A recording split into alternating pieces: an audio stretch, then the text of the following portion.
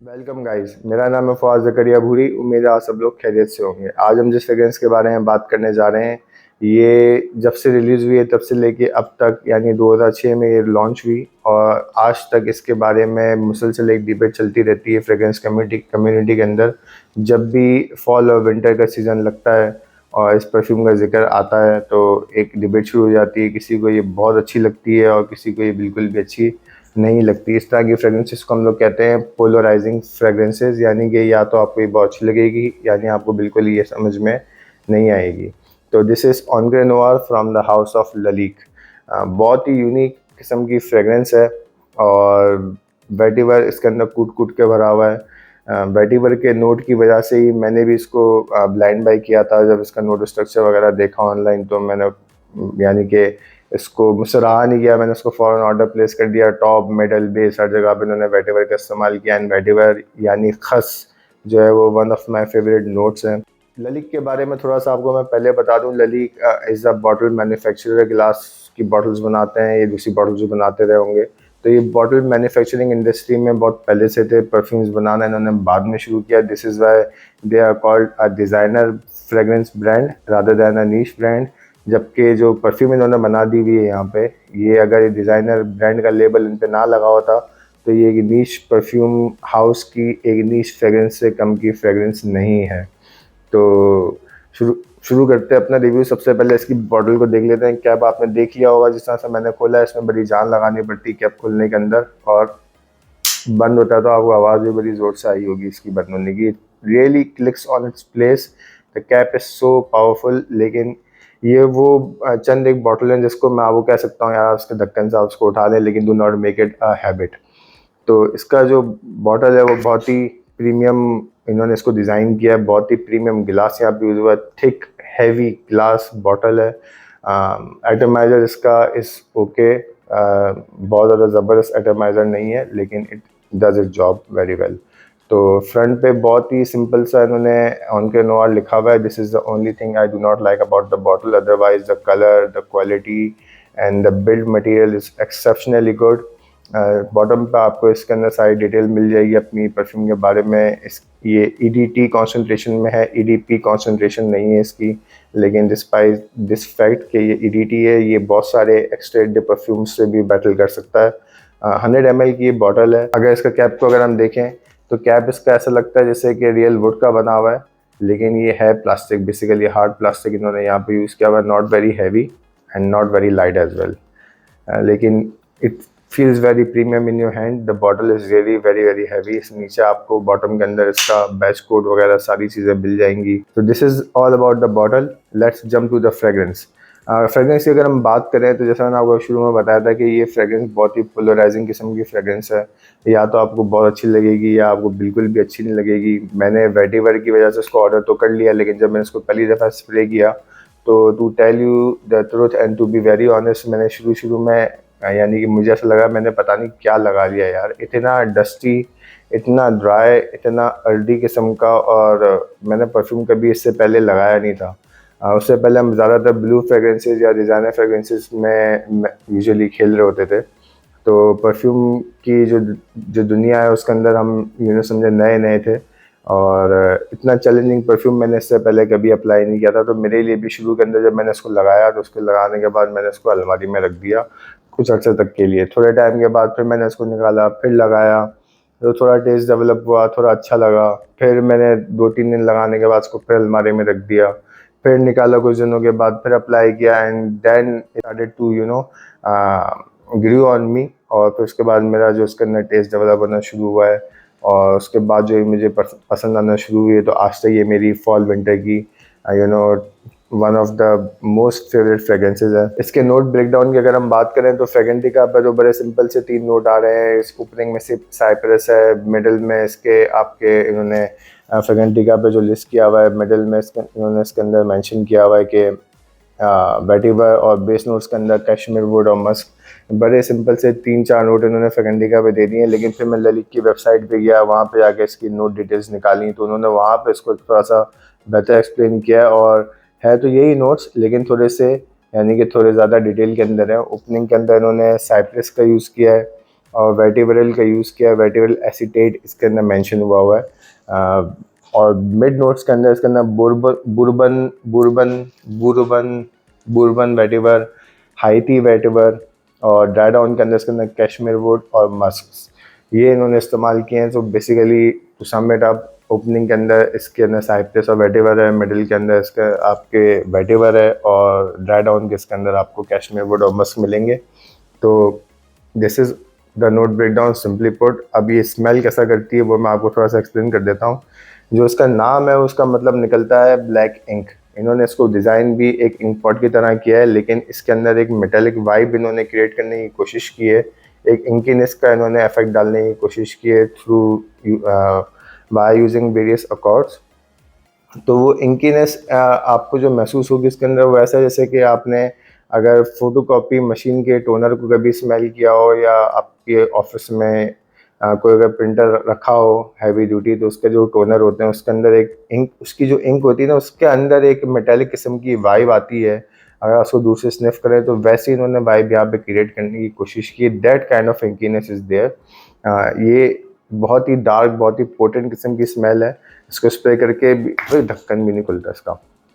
इसको स्प्रे करके हम देख लेते हैं कि इसका एटमाइज़र कैसे परफॉर्म करता है और उसकी खुशबू कैसी फील होती है। तो लेट्स डू इट। एटमाइज़र इसका सही है, मुनासिब स्प्रे करता है, नॉट वेरी इम्प्रेसिव, यानी कि एवरेज एटमाइज़र है, बहुत ज़्यादा एक्सेप्शनल एटमाइज़र नहीं है, लेकिन the perfume it's amazing. The quality and the opening is really very amazing. Opening में इन्होंने बहुत ही ज़बरदस्त इस्तेमाल किया है साइप्रस का, बहुत ही ज़बरदस्त इस्तेमाल किया है वेटिवर का, और वेटिवर का जो यहाँ पे इस्तेमाल है वो बेदरो खौफ इन्होंने किया है। जितना अर्दी, जितना स्मोकी, जितना ग्रीन वेटिवर ये यूज़ कर सकते थे इन्होंने किया है। तो खस का अतर से आप उसको कंफ्यूज ना कीजिएगा, खस का इसके अंदर नोट ज़रूर है, लेकिन उसकी स्वीटनेस नहीं है इसके अंदर। उसका डार्क साइड को उन्होंने लिया है, उसके ग्रीन साइड को उन्होंने लिया है, लेकिन उसकी स्वीट साइड को उन्होंने बिल्कुल भी अपने परफ्यूम में टच भी नहीं किया है। और साइप्रस का जो नोट है वो यहाँ पे हल्का सा सिट्रसी इफेक्ट दे रहा है, मेटालिक इफेक्ट दे रहा है। They have successfully achieve what they wanted to. सही है, इसके अंदर वो मेटालिक अंडरटोन आती है जो कि ब्लैक इंक के अंदर आनी चाहिए, और वो फील होती है बाकायदा। जहाँ तक बात करें इसकी हार्ड नोट्स की और ड्राई डाउन की, तो इसकी जो ओपनिंग है वही इतना लंबा चलती है, यानी 2 से 2.5 घंटे 3 घंटे ये ओपनिंग ऐसी चलती रहेगी। साइप्रस आपको पंप करता रहेगा और वेटिवर पंप करता रहेगा, और उसके जो मिड में अगर आप थोड़ा सा जाएंगे यानी 2.5-3 घंटे के बाद, तो थोड़ा सा साइप्रस थोड़ा सा वीक होता है, लेकिन ये वेटिवर के साथ चलता रहता है, और तकरीबन 6 घंटे फ्रेगरेंस एक ही तरह से लीनियर फैशन में चलती रहती है मोरलेस। 6 घंटे के बाद जाके आपको ऐसा लगेगा कि ये थोड़ी सी वियर ऑफ होना शुरू हुई है, और अब जो वुडी नोट्स हैं और जो मस्कीनेस है इसके अंदर, फ्रेगरेंस के अंदर जो यूज़ हुआ है मस्की नोट्स, वो अब सरफेस करना शुरू करते हैं। लेकिन वेटिवर वीक होता है लेकिन ख़त्म नहीं होता, ये मैं आपको बता दूं। वेटिवर पूरी फ्रेगरेंस का समझ लेंगे, उसकी जो फ्रेगरेंस है उसका कंसेप्ट ही वेटिवर के ऊपर पूरा डेवलप हुआ है। और वेटिवर ऐसा नोट है जो कि यूजुअली फ्रेगरेंस की लाइफ को बढ़ाने के लिए इस्तेमाल होता है, जिस वजह से मस्क का भी इस्तेमाल किया जाता है कि वो फ्रेगरेंस की जो ओवरऑल लॉन्जिविटी है उसको इम्प्रूव करता है बहुत ज़्यादा। एज ए फिक्सेटिव यूज़ होता है ज़्यादातर। And so does iso super, उसके अंदर फिक्सेटिव्स के तौर पे अगर आप देखें तो उन्होंने मस्क का और आइसो सुपर का इस्तेमाल किया है। और वेटिवर का जो नोट है वो अपने आप में लॉन्जिविटी बढ़ाने में यूजुअली फ्रेगरेंसेस के अंदर बड़ा सपोर्ट कर रहा होता है, और साथ में वर्डीनेस, ग्रीननेस भी दे रहा होता है फ्रेगरेंस को। तो इसके अंदर जितना स्मोकी वेटिवर ये लोग इस्तेमाल कर सकते थे इन्होंने किया है, लेकिन ये स्मोकीनेस थोड़ी सी वियर डाउन हो जाएगी, थोड़ा सा इसके अंदर जो साइप्रस का नोट है वो थोड़ा सा वीक हो जाएगा, और जो इसके अंदर ग्रीन जो अंडरटोन है वेटिवर की वो थोड़ी सी आपको ज़्यादा महसूस होगी 5 hours 6 hours down the line. और जो वुडी नोट्स हैं वो थोड़ा सरफेस करेंगे, थोड़ा सा मस्क एलिमेंट आपको मिलेगा, और ये फिर चलता रहेगा यहाँ से। अब फ्रेगरेंस इसके बाद बिल्कुल लीनियर है, तकरीबन 12 से 14 घंटे ये बहुत ज़बरदस्त परफॉर्म करता है। बहुत ज़्यादा इसकी प्रोजेक्शन है, बहुत ज़बरदस्त इसका सियाज है, 20 मोड फ्रेगरेंस है। मतलब यानी अगर आप इसको कपड़ों पे लगा के भूल जाएं, फिर ये कपड़ों आप 2-3 दिन तक ये कपड़ों पे आपके रहेगी। और स्किन की अगर बात करें तो मिनिमम आपको 12 to 14 आवर्स ये आराम से देगी। तो this is that kind of a fragrance, beast mode fragrance है। भी फॉल एंड विंटर का महीना आना शुरू होता है तो ये मेरे शेल्फ पे वापस आ जाता है और ये फिर मेरी रोटेशन में रहता है फॉल एंड विंटर में, यानी कि मिड ऑफ अक्टूबर से लेके एंड ऑफ फरवरी तक ये मेरी रोटेशन में अब चलता रहता है। और पिछले 4-5 सालों से ये मेरी प्रैक्टिस है कि जैसे ही अक्टूबर का महीना शुरू होगा, शाम में ठंडी होना शुरू होंगी कराची की, तो ऑन के नोवार आके फिर डेस्क पे मेरी ड्रेसिंग टेबल पर रखा होगा एंड ये फिर डेली रोटेशन में चल रहा होगा। बाज़ वक़्त ऐसा होता है कि शाम में ऑन के नोवार में लगा रहा होता हूँ, दिन में ऑन के नोवार स्पोर्ट लगा रहा होता हूँ। तो ये दोनों फ्रेगरेंसेस मेरी टॉप यानी कि फेवरेट्स में से हैं when it comes to fall and winter fragrances. अब बात कर लेते हैं इसकी वर्सेटैलिटी की।